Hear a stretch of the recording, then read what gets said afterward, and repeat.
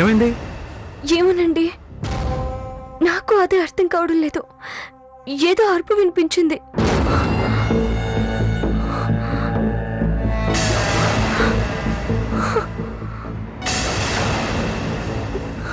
ఏమండి,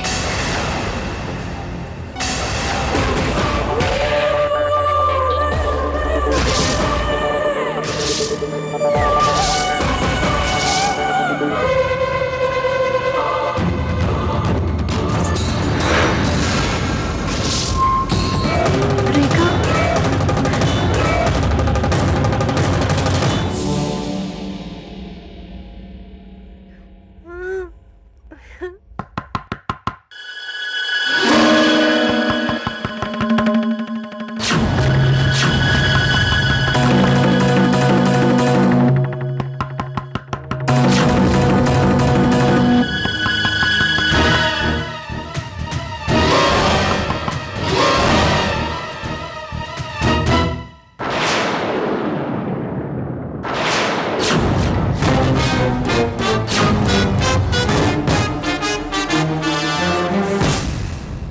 నేను నా ఫ్రెండ్ ప్రభు ఇంటికి వెళ్తున్నానమ్మా.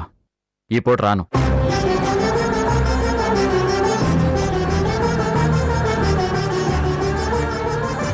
ఏమైంది?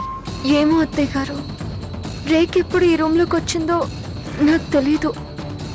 లైట్ ఆఫ్ చేయగానే భయంగా అరిచింది. ఏం చెంచులక్ష్మి, నువ్వు రూమ్ లో ఏం చేస్తున్నావు? ఒంటరిగా రేఖను చూసుకోవాల్సిన బాధ్యత లేదా? నేనా రూమ్ లోనా ఒంటరిగానా? అంత ధైర్యం నాకు లేదు. నేను రూమ్ లో లేనమ్మా. మరి ఎక్కడికి వెళ్ళావు? రేఖ ఎక్కడికి ఎలా వచ్చింది? అదే నాకు అర్థం కావట్లేదు. అవును, నీకేం అర్థం కాదు.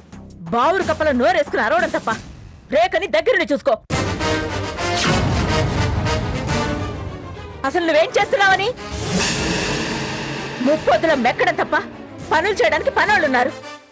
కనీసం రేఖనైనా చూసుకోపోతే నువ్వెందుకు దండగా? నేను వెళ్ళి రేఖ రూమ్ లో పడుకుంటాను, నువ్వు వెళ్ళు. బాబు కొంచెం పక్కన బాబు. ఎందుకండి అందరికి ఇబ్బంది? ఎవరి రూమ్ లో ఉండగా నేను రేఖను చూసుకుంటానండి. మీరు వెళ్ళి పడుకోండి. నీ మీద నాకు నమ్మకం లేదు. ఈ రోజు నేను రేఖ రూమ్ లో పడుకుంటాను, నువ్వు వెళ్ళి హాల్లో పడుకో. ఇప్పుడు ఈ రాజేశ్వరి డాక్టర్ నా రూమ్ లో చూసిందంటే కొంప ములిగినట్టే. రేఖకి బట్టలు నేను మారుస్తాను, నేను చూసుకుంటాను కదా, నీకెందుకు? నువ్వు వెళ్ళు. నువ్వెంత బాగా చూసుకుంటున్నావో నాకు బాగానే అర్థమైంది. నువ్వు పక్క తప్ప.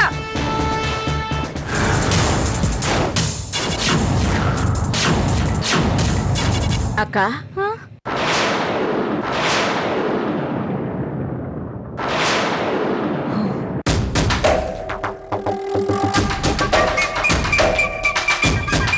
ఏమైంది జగదీశ్వరి?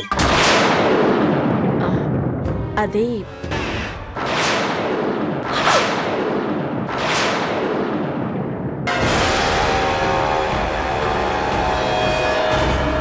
ఇదిగో. Thanks sir. ఓకే.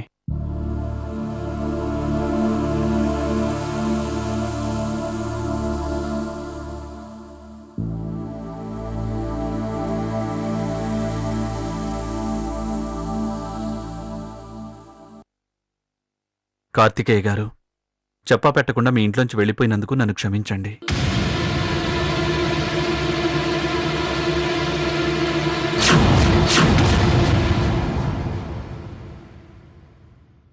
కానీ నేను మీ ఇంట్లోంచి వెళ్ళిపోవడానికి మాత్రం ఒక కారణం ఉంది.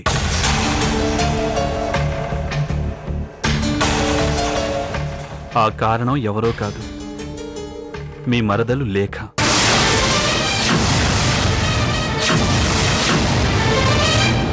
లేఖ వల్ల రేఖకి ట్రీట్మెంట్ చేయడం అసలు కుదరట్లేదు.